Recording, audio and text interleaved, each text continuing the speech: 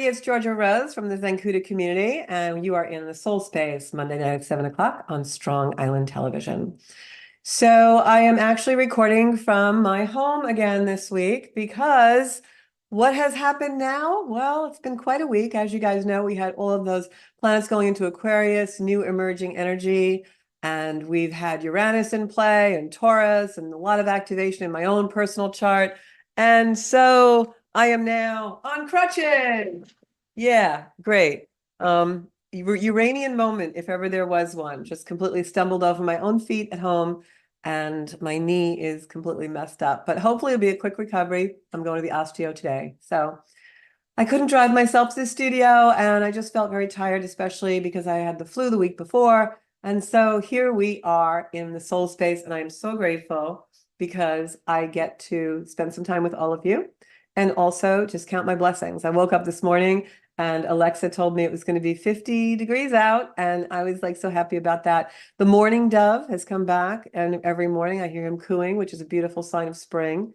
So I think that before long, we're going to have some beautiful temps here in the Northeast of the United States and hopefully some great stuff going on. So I have something special for you today. What I wanted to do today was kind of give you guys a little bit of a tutorial about astrology, a basic little class that I call Follow Your Sun. It talks about your sun sign and gives you a basic idea of, reading a chart for yourself. I believe astrology is a great way for self-discovery and self-development and also self-actuation, to be able to take action on the things in our life that are, challenges and also our greatest assets, and how to time those. So I'm going to jump right in and share my screen with you guys to show you a little bit about what I'm talking about. Okay. So when we have the astrology charts, and we're talking about astrology in general, we oftentimes talk about the natal birth chart. And the natal birth chart in astrology is basically, I'm just going to stop sharing my screen for 1 minute.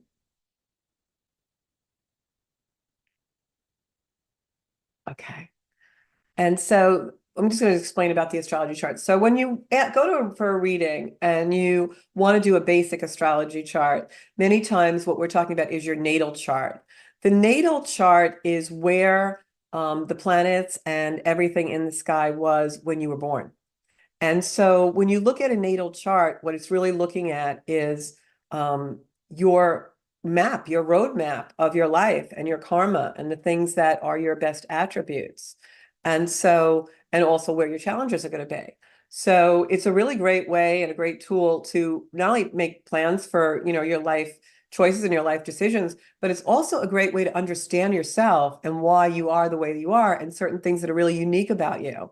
And that's why it's really important to go to an astrologer that you really trust and that really has studied for a long time, because you don't want somebody who's just giving you information, generally speaking, like, oh, you're a Gemini sun, you're going to be this way.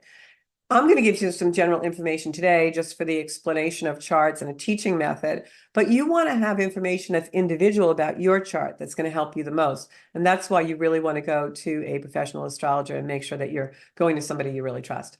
So going to share my screen with you guys and show you exactly some things about what a birth chart is, how we read birth charts, things like that. So as we talk about charts, of course, we're talking about the natal chart, the birth chart. And that's, like I said, where the specific placement of the stars, planets, and asteroids were in the sky at the time, date, and place of your birth. And the reason why that place is really important is because of the longitude and latitude in the sky and where the planets are placed. If you're in London, the moon's going to be in a different position than it is if you're in New York, right?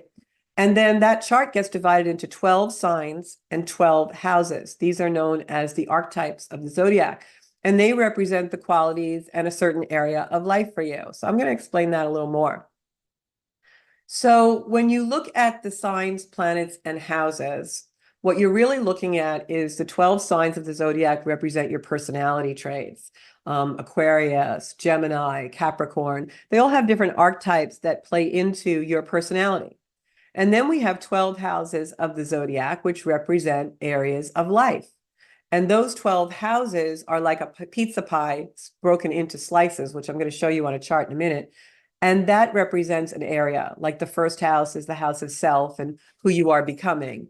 The second house is self-preservation and the things that you value and things like that. And we'll go over all of that today in our little video, in our little class.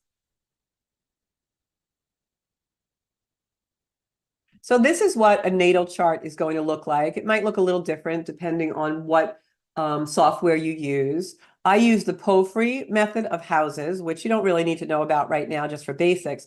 But you can go on astro.com or astrologycafe.com, and you can put in your birth time, date, and place of birth, and it will come up with a chart that'll look something like this, or it may be different colors, but all charts have some things that are the same. And some of the things that are the same is these glyphs or symbols that are around the outside of the chart. They represent the signs of the zodiac. And it's a good idea for you to memorize what those glyphs are and what signs they represent if you're going to read your chart or have a basic information about a chart. For instance, this on the rising here, because it says here we have AC, that's the ascendant or the rising sign. It's always in the first house.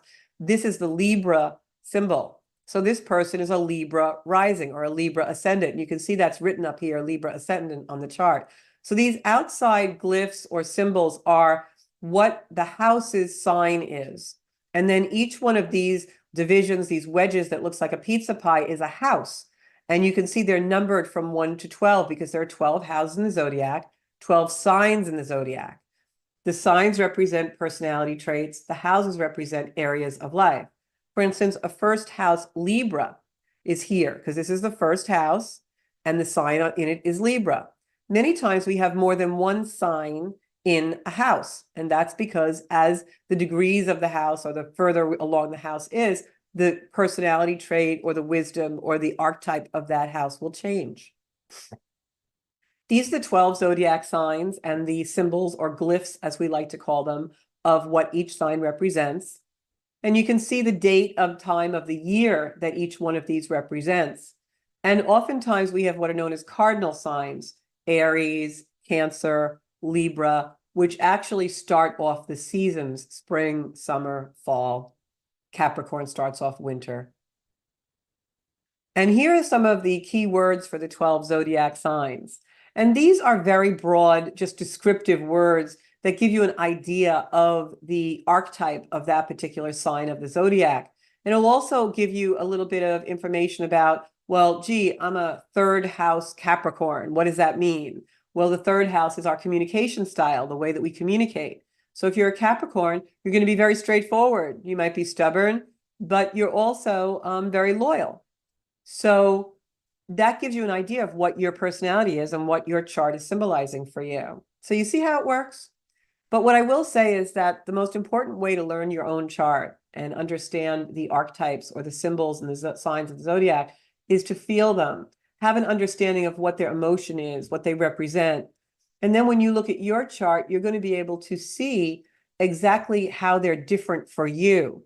Like someone could have a Capricorn moon and meet someone with a Capricorn moon, but maybe your Capricorn moon is in the second house and their Capricorn moon is in the 12th house.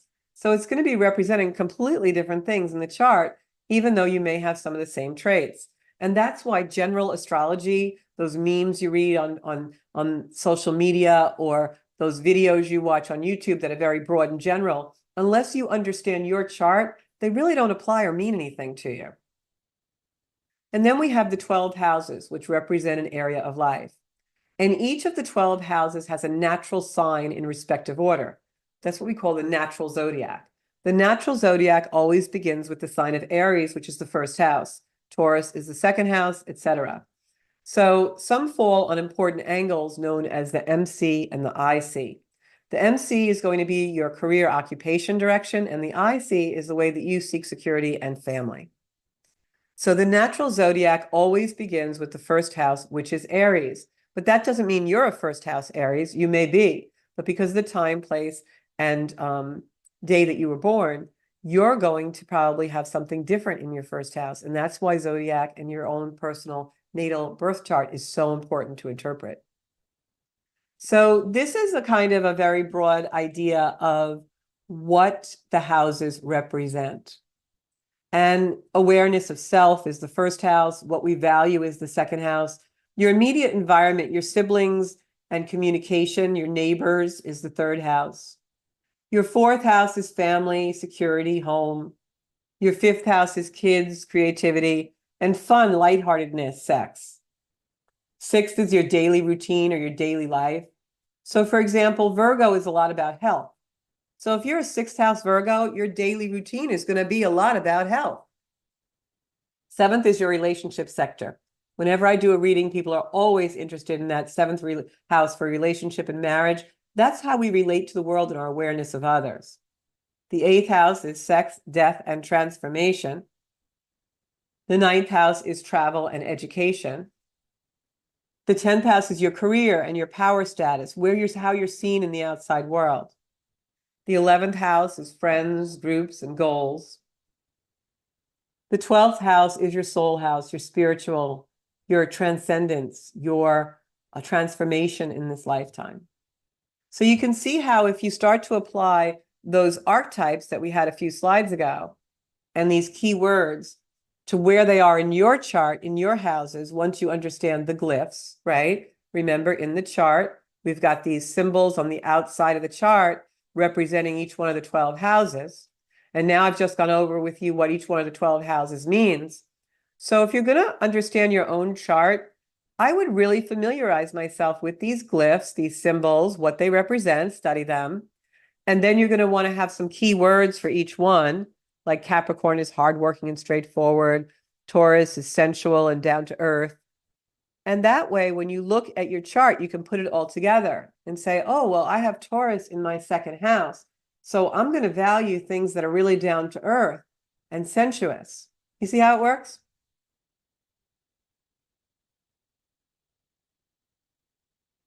So the 12 signs also have modalities and elements. Modalities are cardinal signs, which are the signs that start seasons. Very easy to remember. We start seasons with Aries, spring, Cancer, summer, right? Anyone who has a Cancer birthday, especially around the 4th of July, you know that's the summer kickoff, right? Libra is fall. You Librans know that that's when you start getting your pumpkin spice latte and seeing the leaves fall. And then Capricorn is the beginning of winter.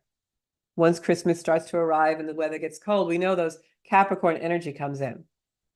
And then each one of those 12 signs also has an element associated with it: fire, air, water, or earth. And the 12 zodiac signs are in 4 groups of 3 signs each. Your fire signs are Aries, Leo, Sagittarius. Those are strong emotions, enthusiastic, passionate, temperamental. They're achievers, and they're very interesting.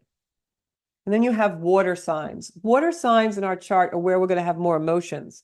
So if you have a moon in a water sign, Pisces, Cancer, or Scorpio, you can be very mysterious, just like the moon. You're going to be more private, sensitive, emotional. And when we have a moon coming in, a full moon or a new moon in those signs, you will absolutely feel it. The same with all the other signs. If we have a new moon or a full moon coming in Aries and you're a fire sign, you're going to probably feel that a lot when those moon signs come in. Earth signs of Taurus, Virgo, Capricorn, they're going to be dependable, grounded, because think about Earth.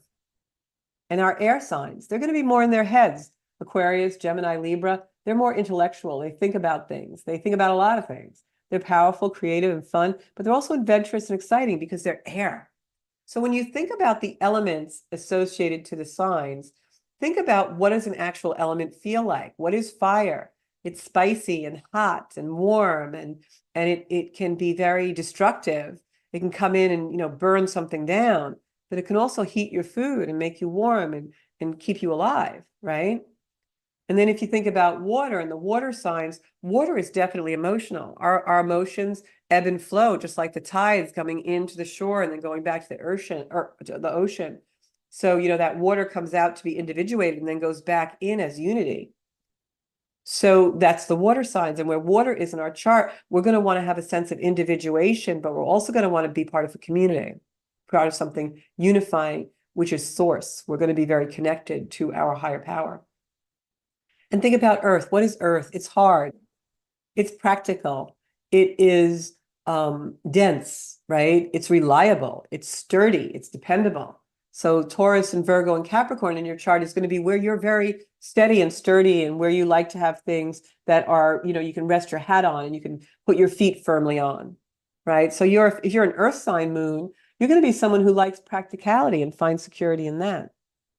And then there's the air sign. What is air? You can't capture air. You can't harness air. You can't predict what it's going to do all the time.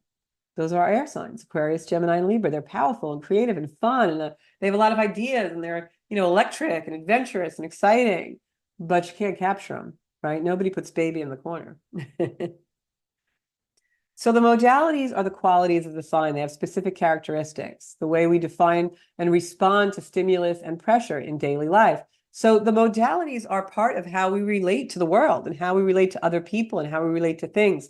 If you're a cardinal sign, Libra, Cancer, Aries, Capricorn, and that's your sun, you're going to be very much a starter, an initiator of things. You're going to make things happen. You're going to create change. When you're one of those signs and you come in a room, you're going to want the room to be different. You're going to want to rearrange the furniture a little bit, whether that is hypothetically, just metaphorically, or whether you actually do it.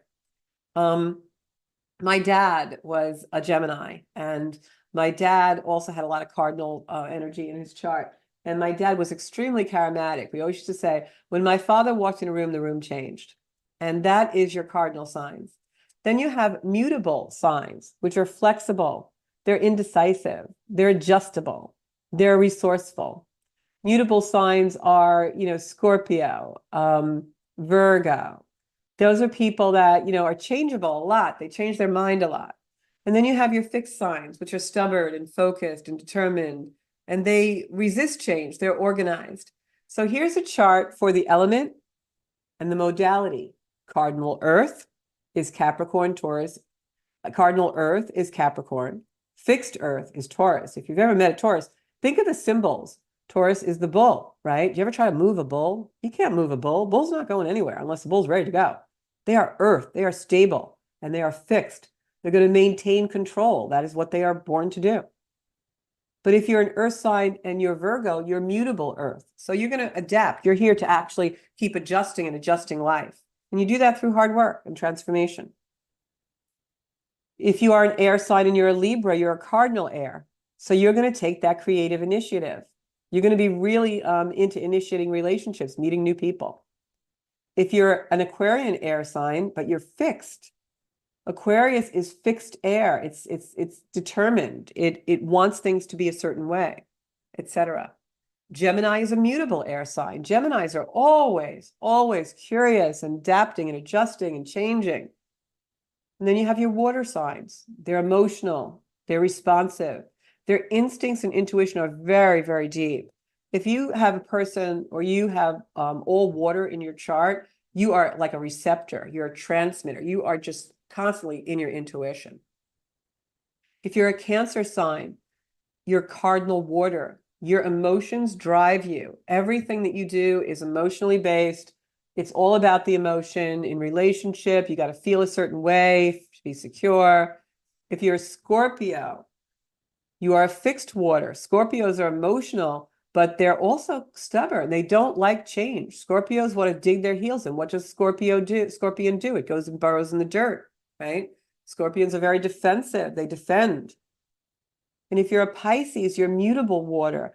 Pisces are the flow of the river. They're going to go in every crevasse and flow around the rocks and become adaptable. And why do they do that? Because they're looking for connection. And then you have your fire signs. If you're cardinal fire, you're Aries. Aries has a lot of ego recognition. It's all about me, me, me. And most of the time when you have Aries, wherever it is in your chart, that's where you like to start things. It's not necessarily where you like to finish things.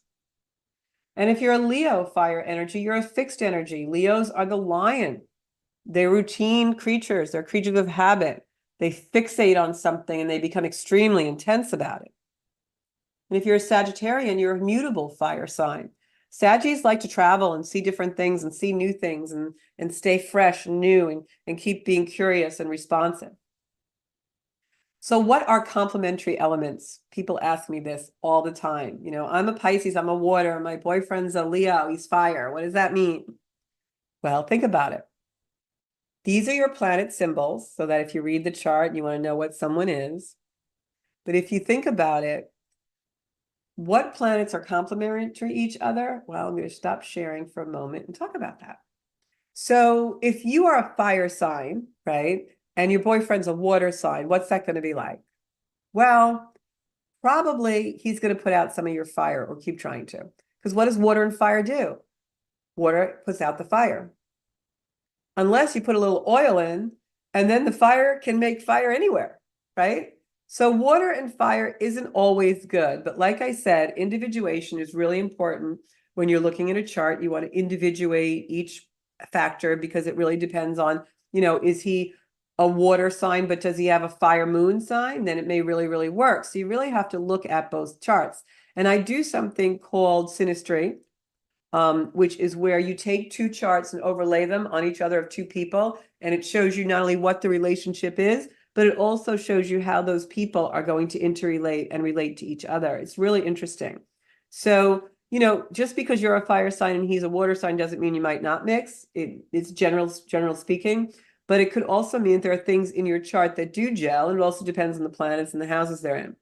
If you're both earth, a lot of times what happens is when you first get into the relationship, it'll feel familiar and comfortable, but then it gets very boring and you get in a rut very quickly because there's so much earth in the chart. If you are both water, it's going to be an emotional, probably relationship. If you're both fire, you're going to be like, JR and Sue Ellen. You're going to combat all the time, both be stubborn and want to get your way, but the passion and the sex is going to be off the chart.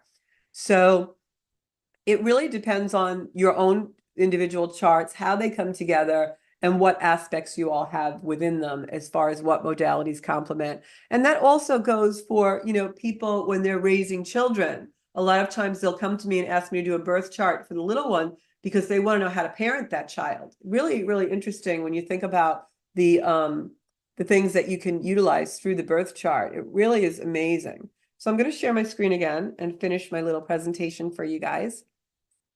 So in addition to what are complementary elements, we also have these planet symbols. And you can go online, you can even Wikipedia or Google, and you'll see the glyphs and the symbols. If you're going to familiarize yourself with your chart, and I know a lot of people is like, oh, I want to read chart, and they start pulling charts for people.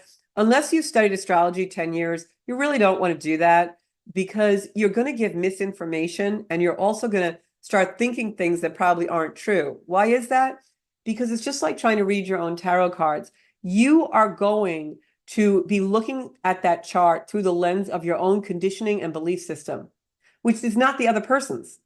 So that's why you want to have someone who doesn't really know you that well read your chart, a professional astrologer. Because if you start amateuring trying to read charts of like your family or your people, you're going to jump to conclusions based on your experiences. You're also going to look for things that validate your experiences, and you're looking at it through your own conditioning and belief system. So it's not going to work. You need to go to an astrologer. So your own chart, though, you can look at, because a lot of times what will happen is in your own chart, it will show you where your conditioning is and the things you need to grow out of. So in the natural astrology chart, like we just said, you have your 12 houses, your 12 pieces of the pizza pie, and they all have in your chart, they'll have a sign that is associated with them. Well, each one of those signs that we just saw, each one of these planets actually rules a sign. And we're going to go into that right now, because that'll also give you an idea of how to interpret that chart. So I'm going to go over to where I am here. So this is the energy of the planet. The moon's nodes are their past and future. There's something called the nodes of the moon, which are those symbols that look like hooks. But the energy of the planet is this way. Your sun is your life force. So if you're an Aquarian sun and you look up a few keywords of Aquarius, you know that that personality trait is going to be related to your life force. If you're an Aquarius moon, that archetype, those personality traits, those things are going to be related to your emotions, because the moon is our emotions. It's the unconscious in the chart. It's the mother. So you can see how the planet that is in the sign and the house all adds up to interpreting the chart. Mercury is our minds, our mental state. That's why when Mercury goes retrograde, a lot of times people think things are glitchy because it's really all about our communication. Venus is love and romance, partnership, what we value. It's the woman, it's the feminine. And Mars is the masculine.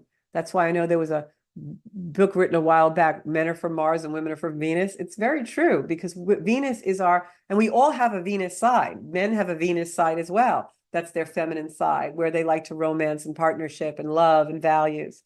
And then Mars is all our masculine side. I have a masculine side. All women do.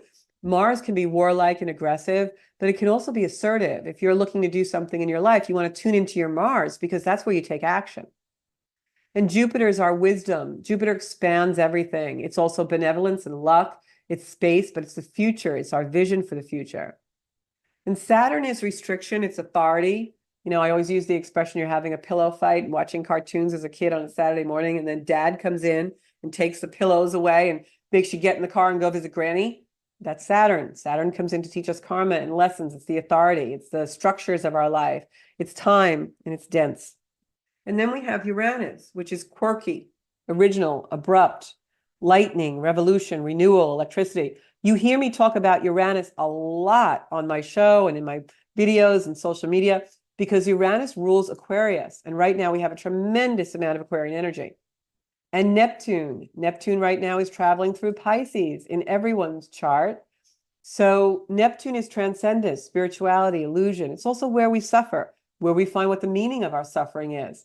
It can also be our self-sabotage and our fogginess. But Neptune in Pisces for the next couple of years actually also gives us, because remember we said Pisces is that looking for source, that water that goes in between the rocks and finds every nook and cranny to connect. So if you have a planet like Neptune, which is spirituality and suffering and illusion and transcendence in a sign of Pisces, put it together, what does that mean? It's a spiritual revolution that's happening right now on the planet. And we need to do so responsibly because every Tom, Dick, and Harry all of a sudden is an astrologer or a guru or reading cards online. And to me, that's super dangerous. So make sure you're very, very protective of your soul space, Zen Kuda. So Pluto is our deep transformation, our underworld, it's humiliation. It's also our power. When you want to accomplish something in your life, Pluto is probably going to reveal to you what needs to be transformed. And it does it from the deep, briny depths. And then we have Chiron, which is the wounds that we must heal in this lifetime. And Chiron gives us the revelations that show us where we need to heal. So the three main components that make up your personality are your sun sign, which is the day and month you were born. And it's kind of how you see yourself, but it's also what you are supposed to become in this lifetime.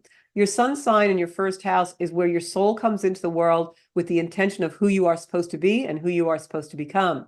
So that first house symbol, sign, and any planets there are extremely important in your soul's intention and journey in this life.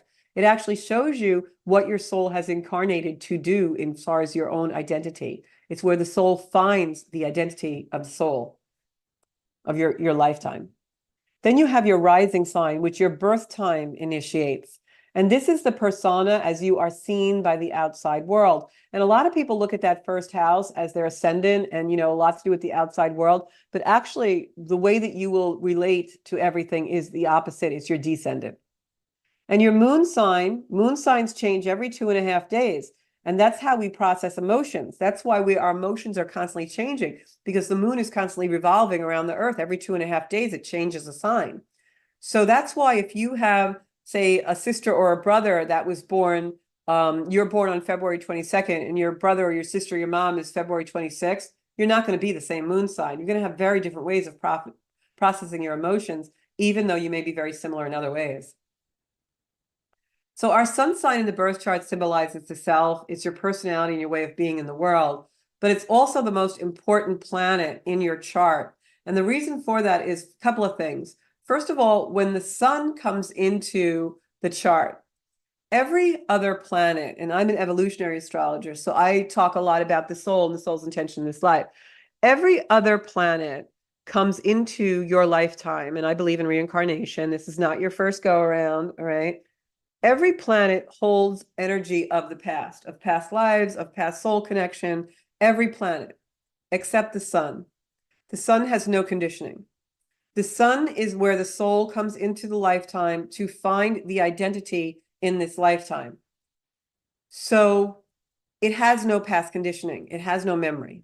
The sun is the one planet that comes in for a completely new experience. And the reason it does that is because our journey in this lifetime and all the other planets and all the other experiences that we have are created by the soul to develop that identity and that authenticity of the sun. So the sun is really an important planet in the chart because it's going to show you what the soul came in to identify and create in this lifetime for your identity. Really, really interesting when you think about it that way. And that's why you want to have an astrologer that's your astrologer. You know, you all have a hairdresser or somebody that functions in a certain way for you. You all get your mani-pedis and you have your girl who does your hair and your nails. Do you have someone who does your chart? And you should be seeing your astrologer every 3 to 6 months to go over your progressions, because this is all you need for the information in your life. So the sun represents the higher self and your soul purpose. It's what the soul came into the lifetime to do. And it's the place where it would develop your identity. And this symbolized the most important lesson that you are here to overcome in this lifetime. We cannot survive without the sun. And in our chart, it has much to teach us. So the sun and the ruling planet of that sign, I'm a Libra sun. Libra is ruled by Venus. Anyone who knows me knows one of my vitality and my life force is all about relationship to everything, and that Venus, love, and just being in connection and values, and where we find personal satisfaction in our values. And then we have what the sun sign is. What sun sign are you? And these are all the dates for all the sun signs that are in our chart. So if you were born between March 21st to April 20th, you're going to be in Aries. The symbol is the ram. Your keyword is I am. If you're a Taurus, those are the dates. The sign is the bull. And your keyword is I have. Taurus is all about resources. And then Gemini in May into June is the twins. I think. Geminis are here to be curious and process and learn. If your sun sign is a Cancer, June to July, you are the crab. And your keyword is I feel. If you are a Leo, the end of July into August, you're the lion. And your keywords are I will, right? That lion has that iron will. And then if you're between August and September into Virgo, you are the Virgin. And your symbolization is I analyze. Virgos are here to analyze and have razor sharp focus on something. And into towards the end of September into October is Librans. Libran glyph is the scales, and they are all here about balance. And then Scorpio, the scorpion, I desire, late October into November. And then late November into December is Sagittarius. They are the archer.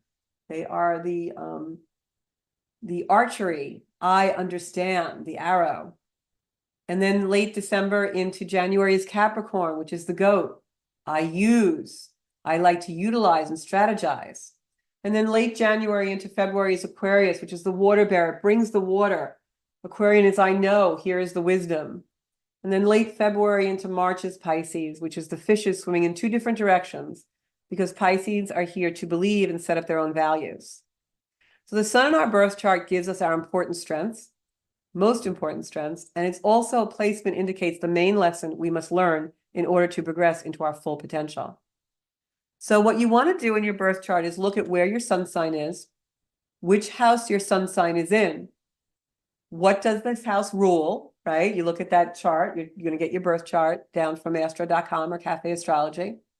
And then you're going to ask yourself, what planet is the ruler of that house? And the chart will show you that.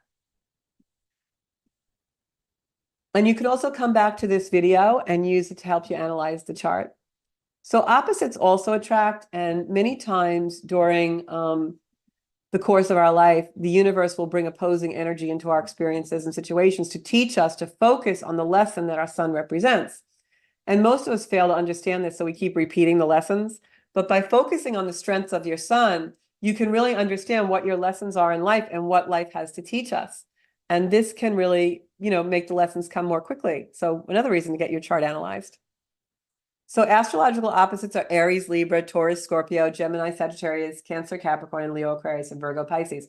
You want to look at the opposite in your chart, because a lot of times when we have a weak area or a challenge, what we really need to do is look at the opposite. Like I'm a Libra sun, so I look at Aries a lot of time for initiation, because Librans oftentimes can't make a decision or they procrastinate, and Aries don't. Aries is that, energy, the ram that comes flying in and makes everything happen.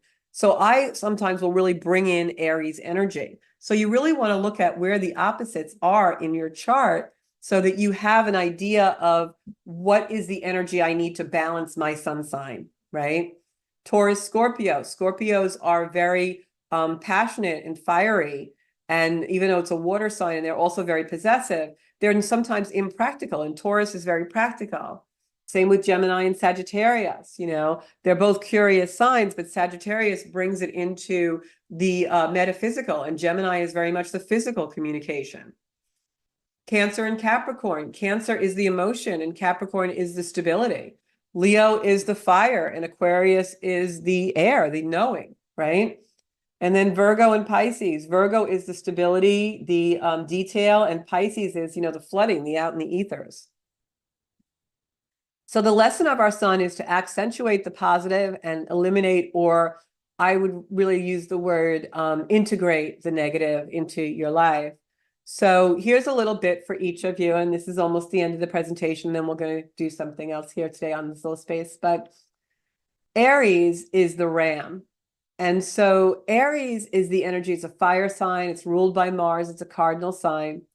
Aries are highly competitive. They put themselves first a lot. They can be very aggressive. They're natural leaders, and they're also romantic in a very passionate way.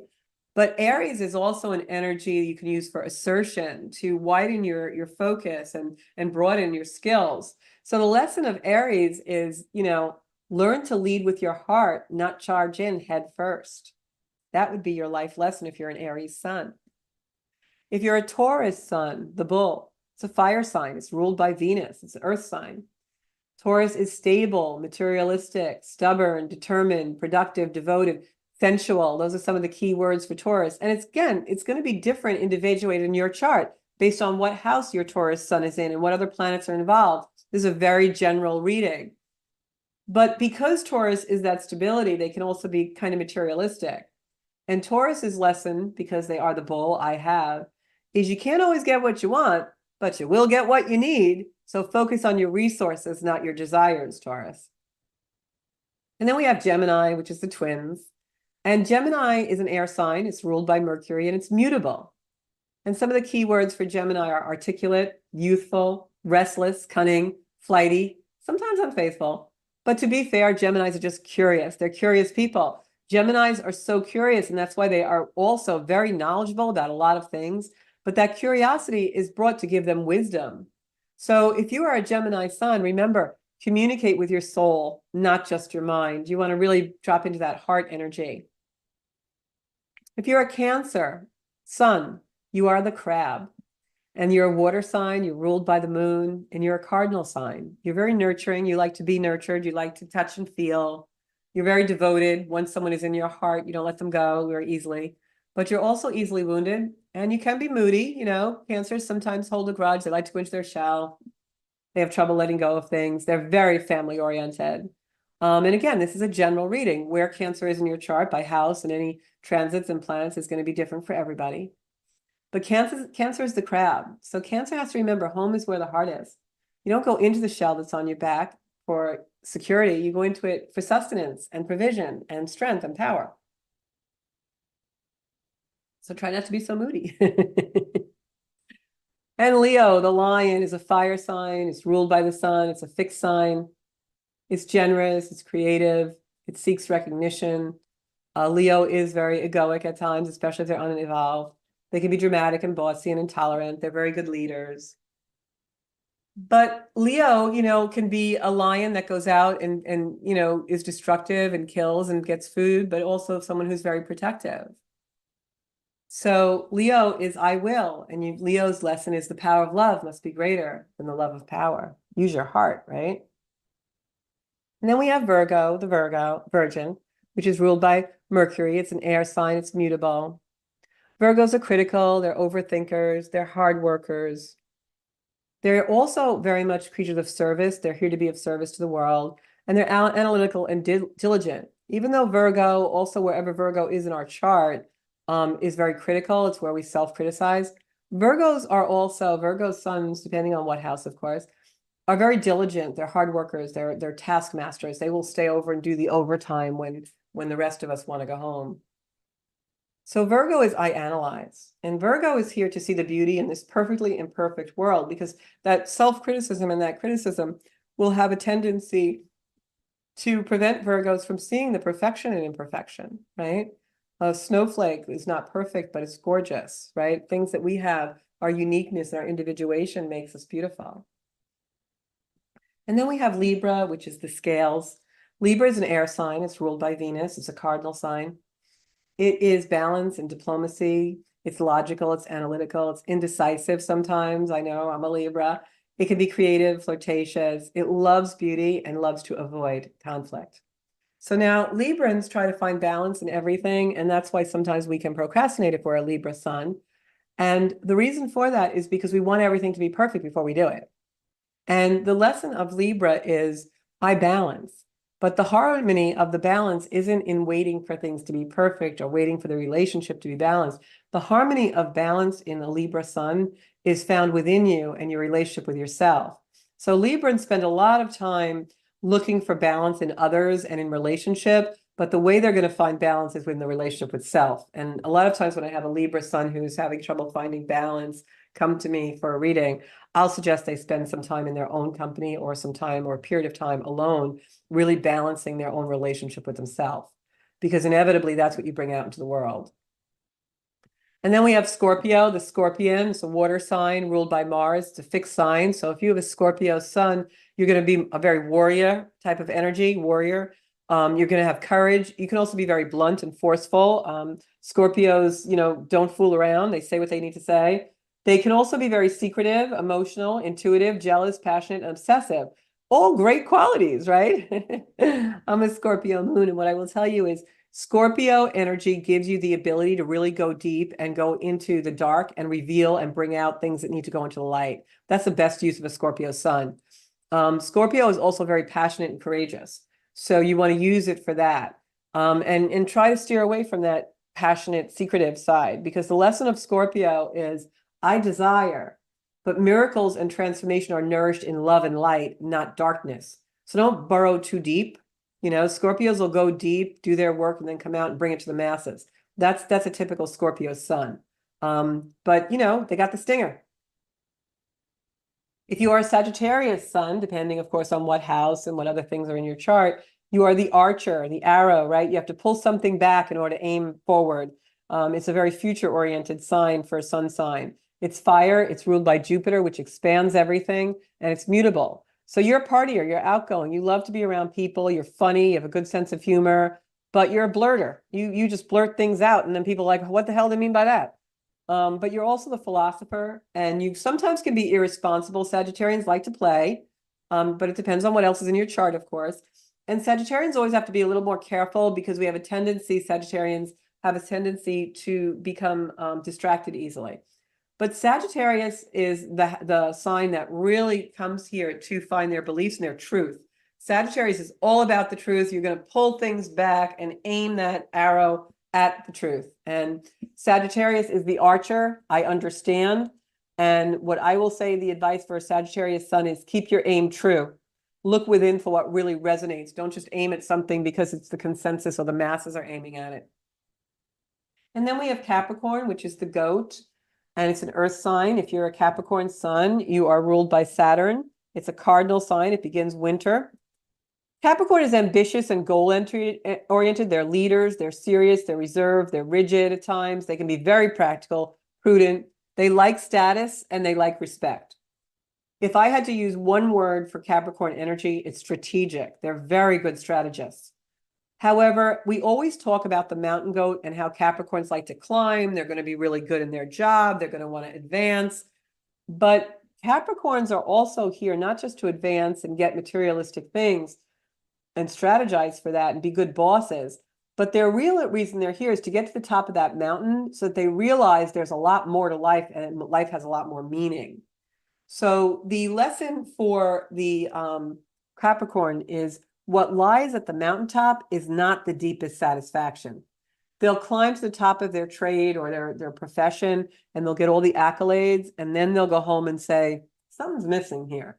And they'll do their inner work, because Capricorn is all about self-mastery. If you are a Capricorn sun, whatever house that's in, You are here to master and self-master in that particular house and that particular theme in your life. Aquarius is the water bearer.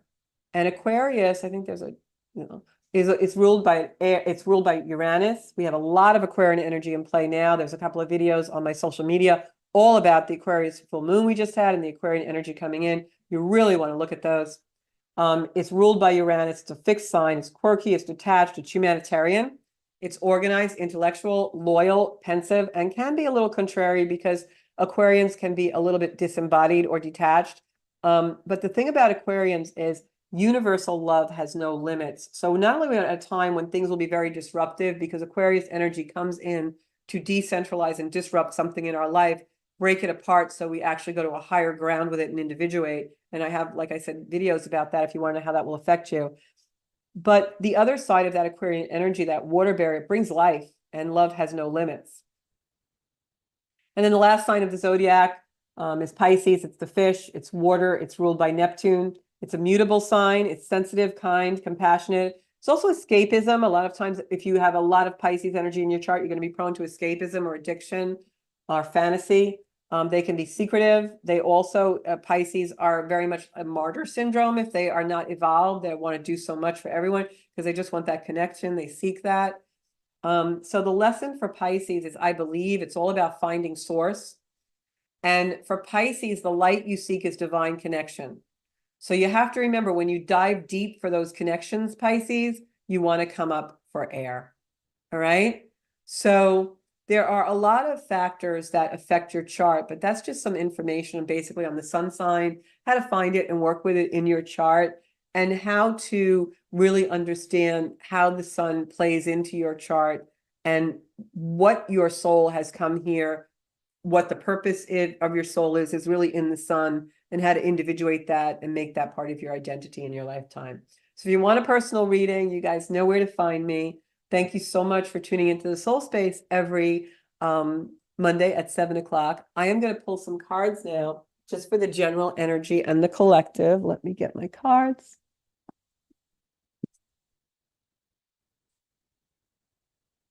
And just to see what's going to be coming up this week for us all and see where we're at with that.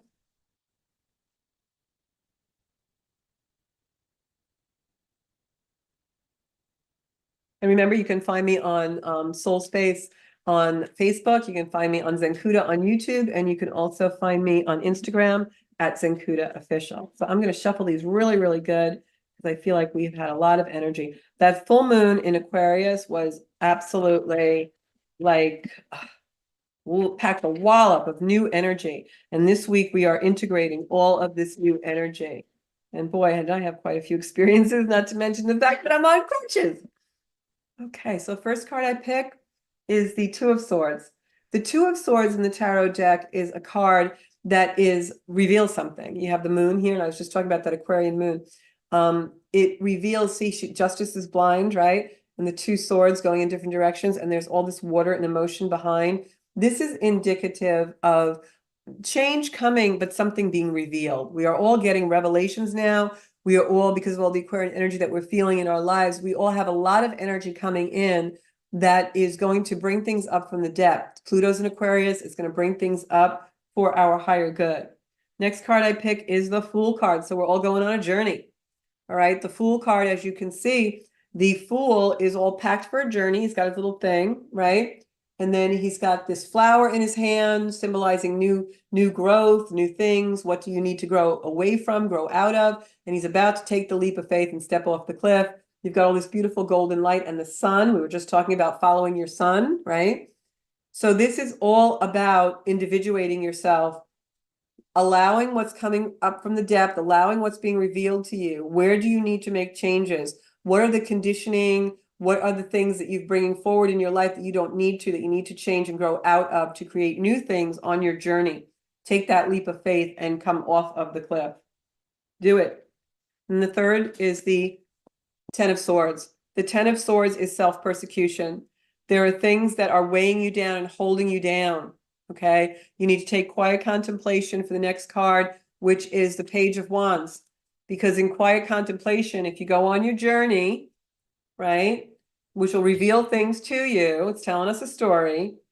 Then you've got this beautiful card of the Page of Wands, which is your message, your new message. What do I need to bring forward in my life? What have I outgrown? What do I need to do in order to create new ways of being, new things that I can do in my lifetime, new places to go, new things to see. Look at how the background changes. Something is revealed. The water is behind us, the emotion. And then now we're stable. We're on earth with golden slippers, right? And all new growth on our staff, all the new leaves coming out. So we're all going on a journey where something's going to be revealed and we're going to be asked to take a leap of faith and do things differently and outgrow some of the ways that we've always done things. And so that's really indicative of the Aquarian energy that's coming in right now. So I hope to see you all next Monday. I'm going to have a special guest. Hopefully I have to talk to her today. And again, I'm here every Monday at 7, but there's also other videos and all kinds of social media. Just look up Zenkuda. And if you need a private reading, you guys know where to find me and you can book that online. Thanks so much. I'll see you guys next Monday at 7 o'clock in the Soul Space.